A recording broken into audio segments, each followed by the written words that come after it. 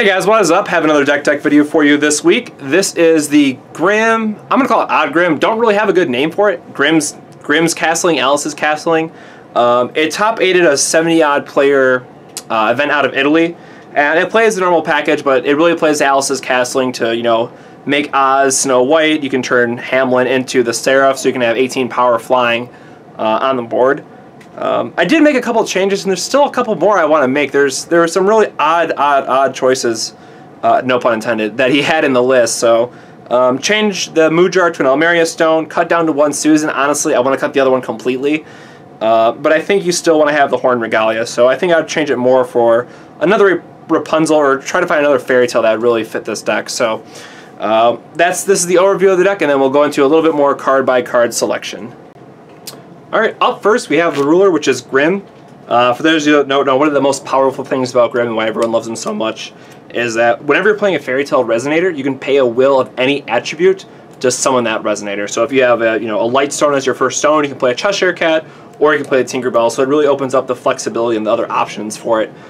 In addition, once per turn, so on your turn and your opponent's, you can play one, discard a fairy tale, to then tutor for or search your deck for a fairy tale resonator. So this really helps you if you have a dead card, you can pitch it, find a Cheshire, draw two, put one back on top, and it just really helps the card filtering and also thinning out the deck so you can find the parts that you want. Has no J ruler side, doesn't need one, it's actually just amazing as is.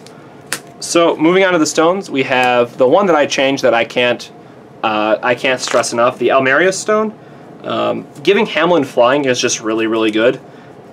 We really need the evasion sometimes, and leaving in the one Susan is fine. Yeah, piercing's great, but sometimes you just want to get in that extra, 800 damage or however much would have got blocked. You can go, okay, wait, I'm going to give him flying instead. You're going to take the full 1200. So it's just a good way to make sure that you're still going to be able to get the damage in, and it taps for light, which is what we need for Tell a Fairy Tale. To play the spells that we're going to get into, we have 4 Hearth's Core, Fire, Water, so you need it for your Thunders, you need it for your Alice's Castling, cards like that. And then for to finish it out, we just have 5 basic light stones. Again, this is for Tell a Fairy Tale, since you always want to play it on turn 3 if you're not going against a control deck, or turn 4 if you're going against a control deck. So if they have, let's say, Stoning, you're playing against mono black control. They go to Stoning Death your Hamelin, you can play Alice's Castling it with a 1 extra Water Wheel up, turn it into a Seraph, and all of a sudden that they're taking 1800 damage on their next turn. So really makes them feel bad that they try to kill on Hamelin and instead are getting bodied for 1800 in the air next turn. Starting off with our 1-drops, we have 4 Thunders. Oh, this is another card that I added. It was only playing 3. You want 4. You're trying to play a more aggressive, albeit maybe slightly mid-rangey deck. Being able to burn your opponent for the extra 500 damage is just super relevant. Of course, every Grimm deck needs the 4 Cheshire Cats. Cheshire Cats themselves is just a great card, lets you filter, lets you draw, has a lot of power into it. Other good thing that it really combos with is having 4 of the Tinkerbells. So you can spend your first turn, play a Cheshire Cat, go to turn 2, play a Cheshire Cat, play a Tinkerbell. So then it's automatically a 600/600, so it's dodging things such as Thunder, and they can't get rid of your Cheshire Cats. So it's something really important to keep in mind, is you want to make sure you're sequencing your plays the right way so you can make sure Tinkerbell still lives. It's just one of your powerhouses in the deck, but it takes a little bit more work for it to get there. After that, we have 3 Alice's Castling. This card is just absolutely insane. I'm going to go into a little bit more detail about it coming up. The thing I like, it also cycles itself, so it still lets you draw a card. Going into our 2-drops, we have a 1 of Glinda. It just lets you make yourself unblockable. Very good in sometimes you just want to slam this on turn 2, so your Tell a Fairy Tale is live on 3 to counter spells, so that's something to keep in mind. But making something unblockable is definitely key as well. 3 Grimm the Avengers. This one I do still agree with, because a lot of people are playing the Blazer Cthulhu decks, and this is just a hard answer to a lot of Darkness Resonators, so something that I would definitely keep in mind going forward. And having a 4th one on the sideboard is very strongly recommended. 3 Tell a Fairy Tale, just absolutely amazing. Turn 3 Hamelin is still very good. If you're paying, when we put this up, we just saw that the Hamelins on turn 3 can be very good for you. So that's something that you want to consider about locking down their board, especially if you're playing against a more aggressive strategy. One of Rapunzel, it just lets you turn all those early Resonators into a massive threat. So you just Cheshire Wall up, use them for the tap effect or Tinkerbell's other early Resonators, make Tinkerbell absolutely huge, and then just swing through for a lot of damage in the air with her. 2 Oz, and this is what I think I might cut the 3rd Susan for. This deck really needs to find Alice's Castling, and this lets you tutor up for that card. So along with our 4 Thunders, along with just being a 600 body, this is definitely something I would consider getting rid of the other Susanowo for and having a 3rd one, so we're always finding Alice Castling in our matchups.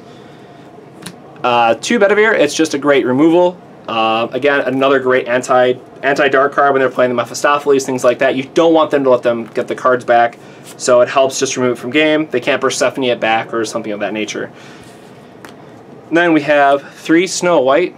Again, another card that I'd probably try to get a 4th of instead of playing the Susan, but I might just be biased against that card this time. Yeah, it's great if you're trying to play the against a dragon heavy meta, then yeah, keep them in, but for right now, I think they're fine coming out of the sideboard. This card really lets you have that early game control by having, 800 essentially first strike, and the passion counters can really get out of hand if you're not watching for it. Then going into the 5s, we have 4 Hamelins. Card's still amazingly good. 1,000 body, has the ability to rest its targets, and it's just a great aggressive thing to play on turn 3 or turn 4 if you're feeling protective. Then we have, and I'm just going to put these together, 2 Seraphs and 1 Dignified. So the great thing about this card is that for 5 you're putting out 1,800 power onto the board, which is very strong, and they have flying, so out of nowhere again you can just body your opponent for 1,800 in the air and most likely kill him. And then for the fun ups, we're playing a Horn, which is great for cycling. It goes in mid-late game. You want to you go through a lot of your decks. So you want to cycle back into Fairy Tales. You want to cycle back into Hamelins. Really make good of your threats. And then 1 of the Susan. Again, it played 2 originally. I've been cutting it down, and I think it could I could probably just get rid of it, honestly. I wasn't terribly impressed with it in the couple games of testing that we did, so that's something that I would consider taking out. So again, for just one of the amazing cards, Alice's Castling. Cannot stress enough how good just the 2-card combo is if you're playing. So you play something like Hamelin, tap down the early dudes, they go to remove it. You then Castling into Seraph, and then you get the 800 body. Sometimes you just want to find an Oz, and you know that they're going to try to have a removal spell or they're going to play something else. Then you can Oz into Bedivere and remove their Resonator from the game. So there's a lot of combat tricks in this game. There's a lot of other things that you can be doing. Oh, sorry. Probably one of the other better things too is Oz into Rapunzel, so then you absolutely win out of nowhere. Put her in at the end of your opponent's turn, goes your turn, tap, make her huge, do some effects, and then just have a lot attacking in the air. So I really like this deck a lot now that I finally had the chance to play with it. I think it still needs a little bit of work. Again, all the credit in the world to the guy that did top 8 with it. I think he got like top 4 actually in this 70-odd player event. So it's definitely worth looking into. It's a lot of fun to play just watching your opponent tilt out when they try to use the removal spell and it doesn't do anything. I can't stress enough how good that is. So, alright guys, make sure if you like the deck tech video that you like, subscribe to the channel. Let us know what you think about the Grimm deck. Really do suggest trying this out at your locals this week. So until next time, I'll catch you guys on the next Force of Will 101. Have a good one.